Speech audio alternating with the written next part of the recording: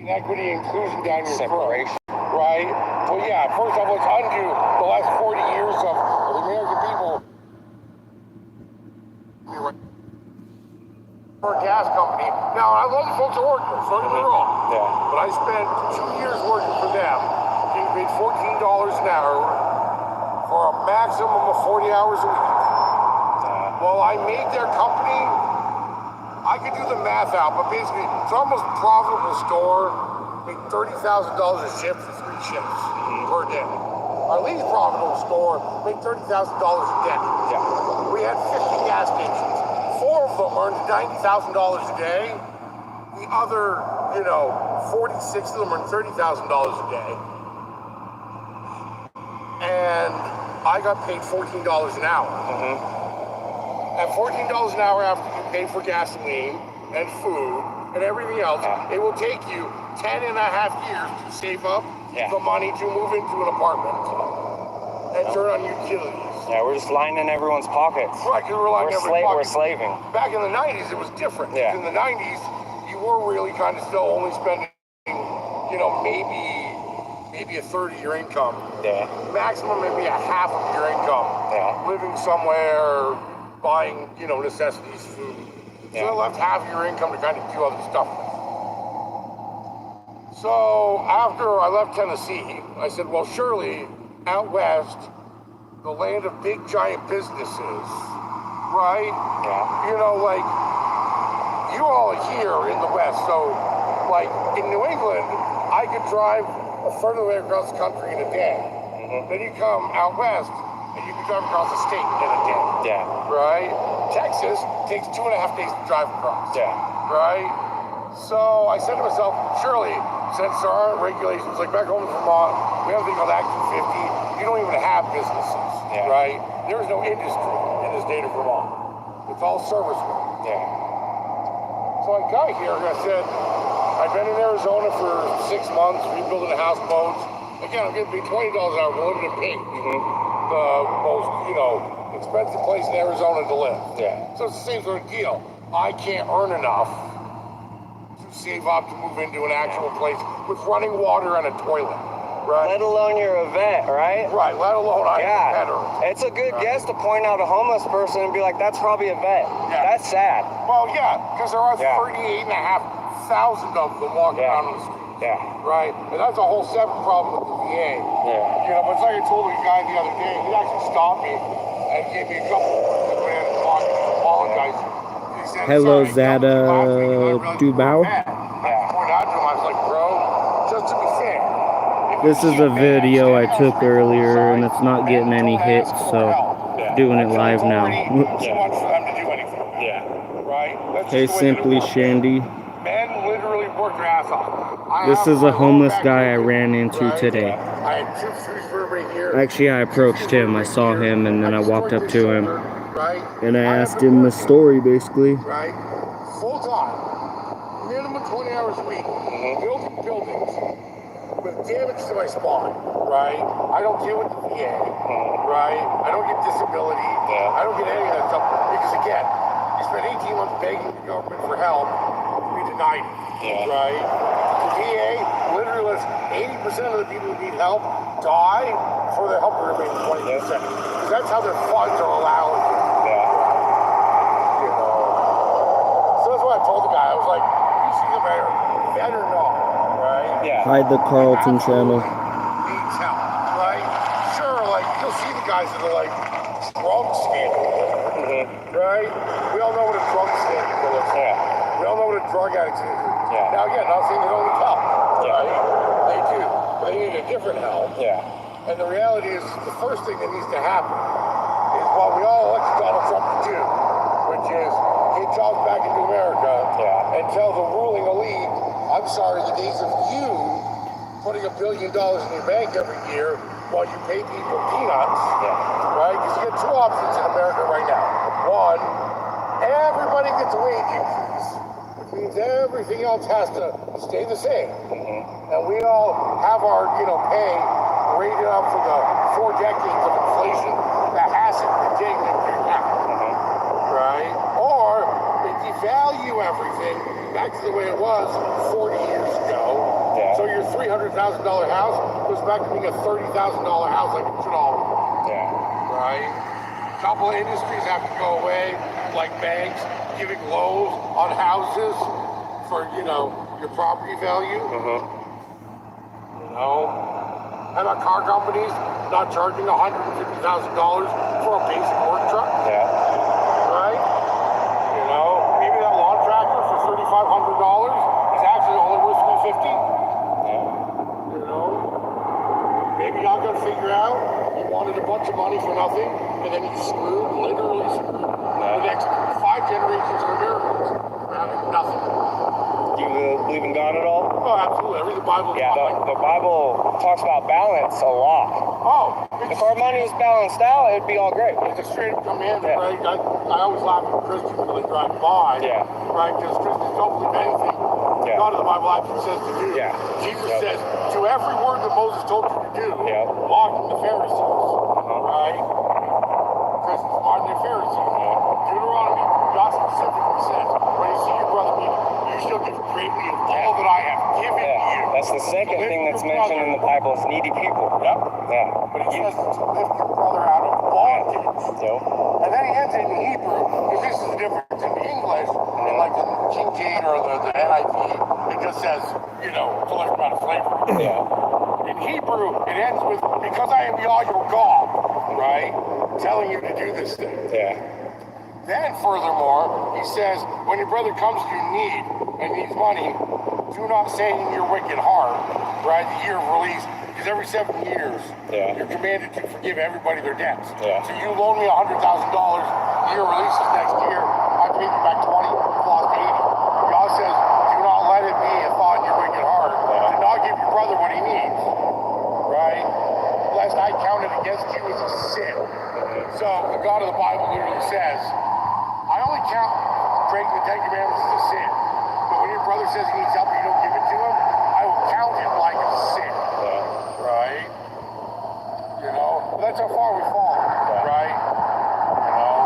Back in the 40s and the 50s, you just had to go out and work. Right? 70s, one man could put 4 kids through college, own 2 cars, pay for everything needed off of a 40-hour-a-week salary. Right? His wife didn't have to work. His kids were taken care of. Right? They did not have pedophiles running schools. Right? Yeah. Rainbow. Yeah. Pride Month. All that. And I'm all for equality. Yeah, but right? teaching kids to go that way, or you can But again, choose. this is where the Democrats messed up, because they just couldn't accept the reality. 70% of Americans said, look, you keep talking about wanting to touch fucking kids and we don't like it. Yeah. Right? Yeah. We think it's kind of sneaky. Yeah. So.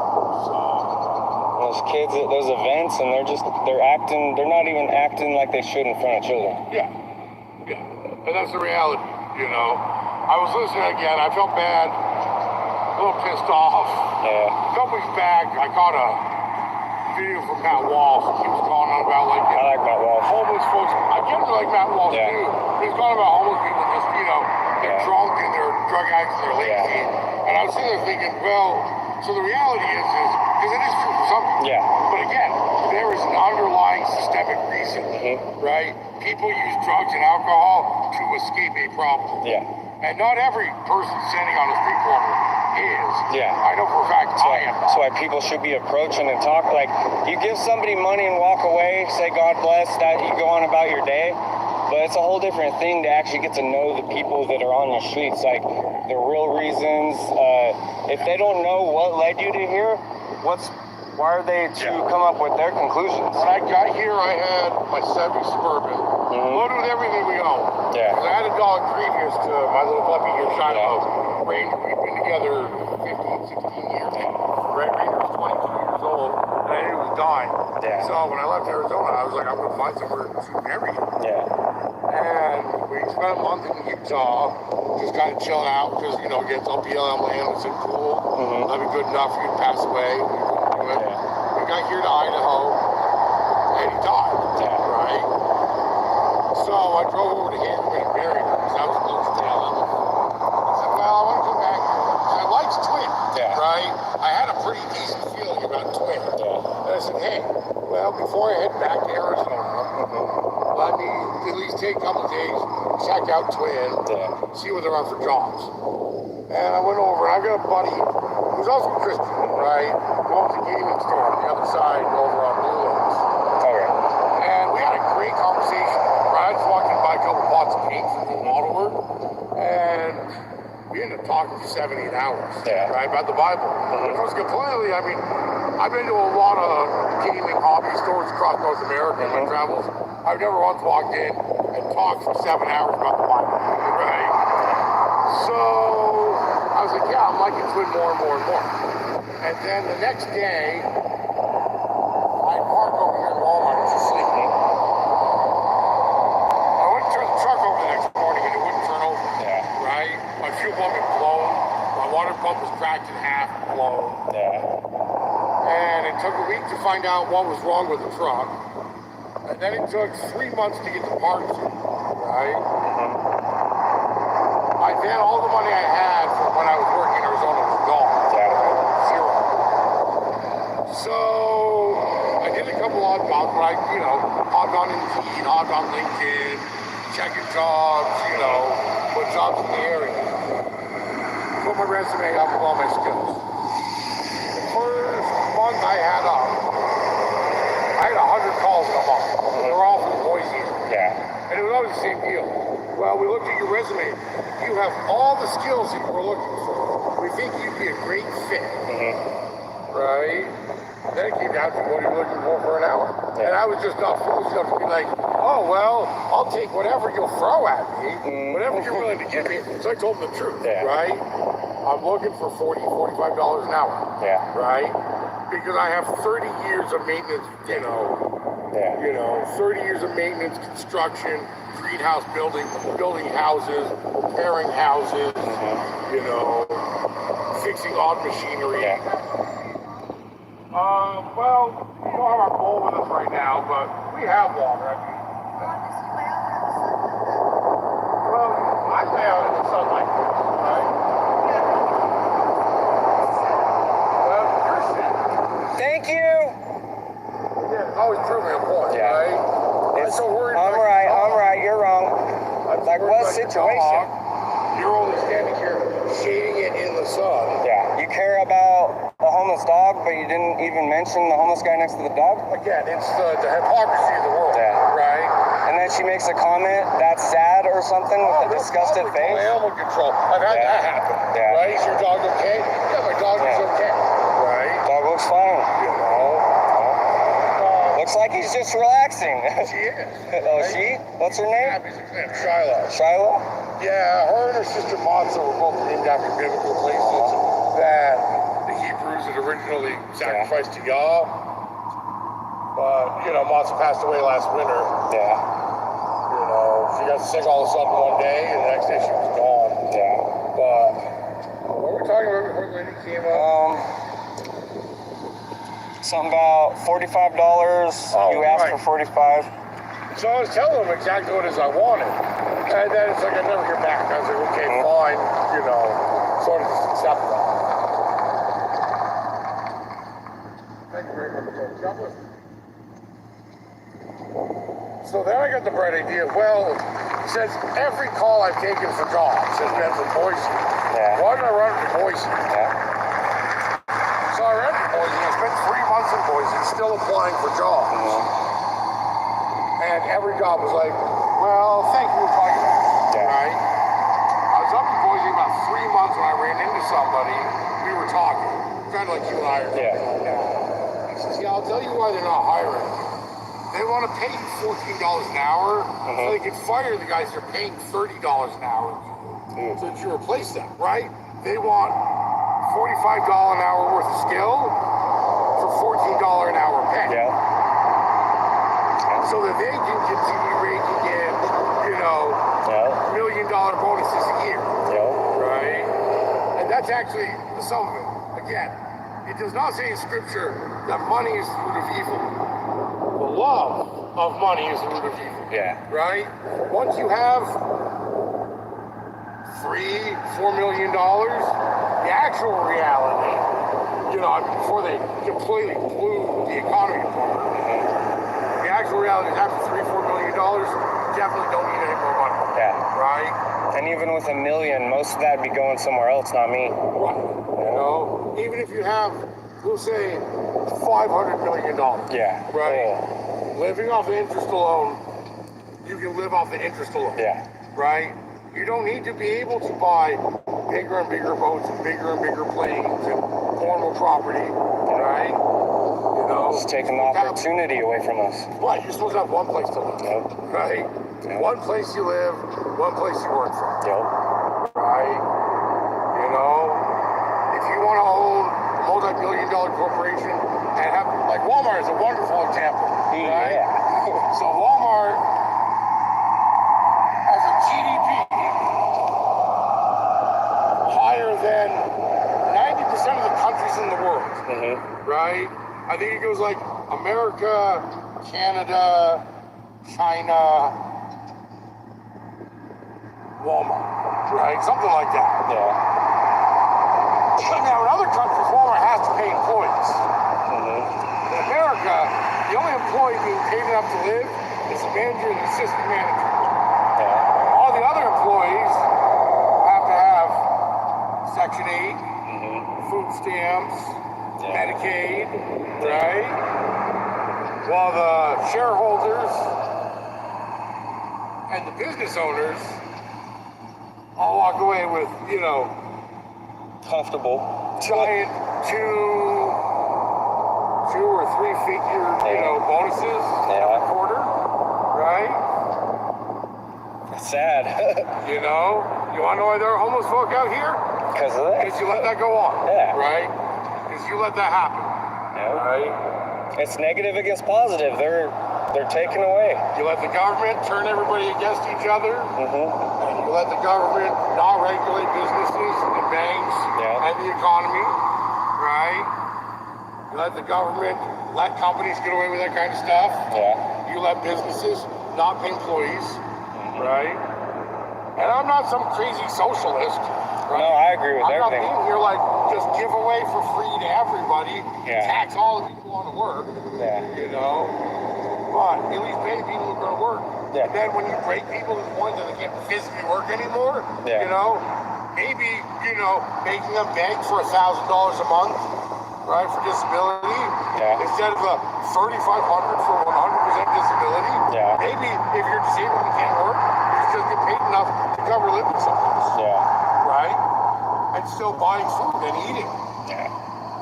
You know, crazy. I appreciate you talking to me, man. What's your name? Adam. Is there any way I can keep in touch with you somehow? Yeah. Well, that's what I was going to say. 'Cause Read I the didn't know Bible, how, Anonymous, you know, Anonymous. for the video, but yeah, take down my number. Okay. Bible talks about homeless people, needy people all the time. Last thing before I end the video. So, are if you they alright with exist, me, starting do you what a the Bible GoFundMe tells you account? to do for them, not what you think. That will reach more than just local. If you wanted to start a GoFundMe account, then I would say set that GoFundMe at an absolute maximum of $20,000. Okay. Right? Because that's actually all that I would require to replace my truck and a job trailer. I don't think they'll go that high, but Well, you never know because you never know. I've seen folks who did GoFundMe for, you know, almost 500, you know. I've done them and got nothing, and I've done them and got a lot. So I don't even. It just depends. $500,000, but like that's all it would cost, literally. Yeah. You know, literally all it would cost to replace what I needed to keep working, right?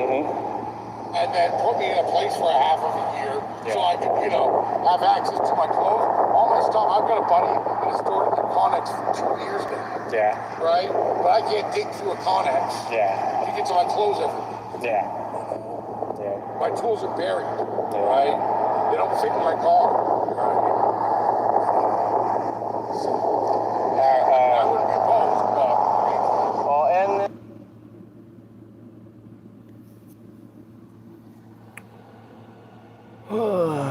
Goodbye.